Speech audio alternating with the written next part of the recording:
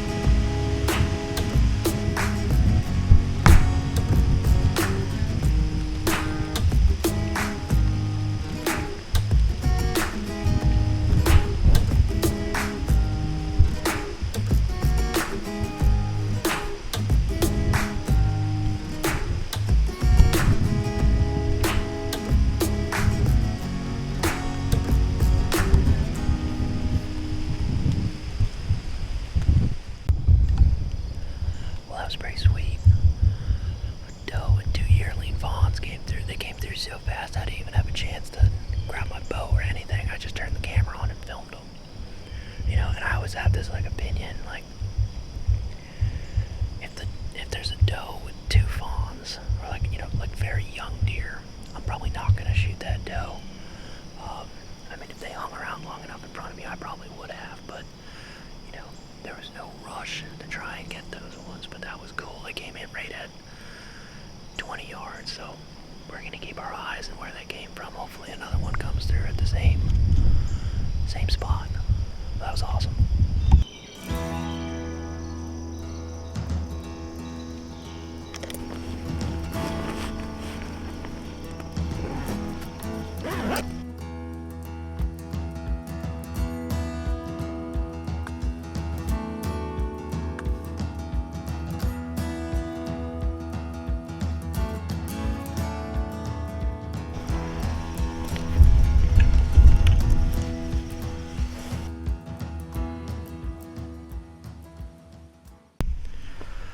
So, decided to come to a position that I've seen lots of deer before, and we're gonna set up here and sit for the night. So rather than just blundering through the woods, because the humidity just jumped right up, and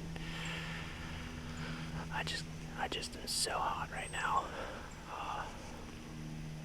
So I just went to a spot that I know wind's good for it. I've seen deer here almost every single time that I've sat here. So we're gonna sit here, hopefully see some deer tonight. But yeah, that's the plan. There's acorns all around me. Acorns and hemlock, so should be a good location for deer to want to come in and eat. As long as they don't come up right here, because our wind is still consistently going to the northeast this way. So should be a good sit. Let's see what happens.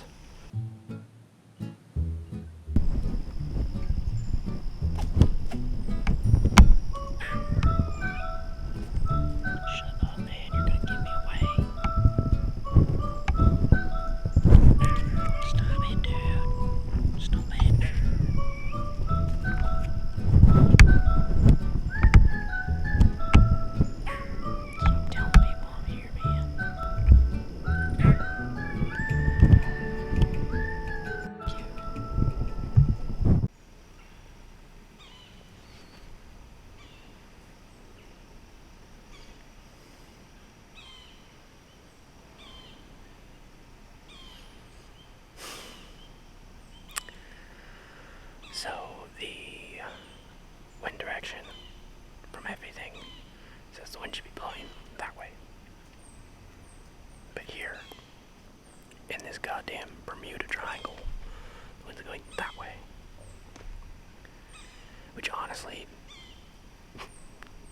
doesn't really affect me, but I don't know what it is about like this specific finger. But anytime I'm on here, the wind is just bad shit crazy. Like it doesn't make any sense. Like it would, I would not be surprised if the weather prediction was like it's gonna be 0 wind and sunny, and I get here and it's got 100-mile-per-hour winds and a snowstorm, and it's just this finger. Wouldn't be surprised. I don't understand it, but I think that's why I'm fascinated with it, is because it's like somehow this finger just defies everything else. But there's oaks on it, and the deer like to come here. So I like to come here.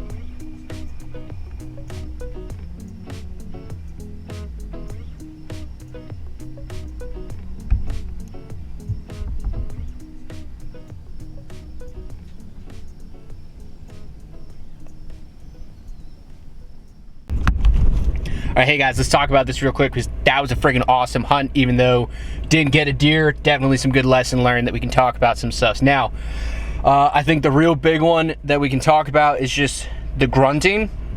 So he was coming in basically parallel on the other ridge line just below that draw, working his way, and he was heading towards my wind. I obviously didn't want to do that, and I wanted him to turn and come towards me. And the only thing that I had for that was my call. Now, I am by no means a proficient deer caller. I cannot do anything more than what you guys heard me just do right there. Those little taps, that little meh, meh. All that was is basically just like a hello call. A buck to another buck just announcing its presence. I was hoping that him being a older, mature buck, he was gonna feel challenged or just wanna go check out like who's in his territory and just go over to be curious. I don't wanna push it any further because I didn't have the experience for that. He didn't come to the call, but he adjusted his trajectory so he didn't walk into my wind, which is good. It means he didn't completely spook out of there. So that means tomorrow we can get in there, get in close to where he was traveling, and see if we can actually get a shot on him.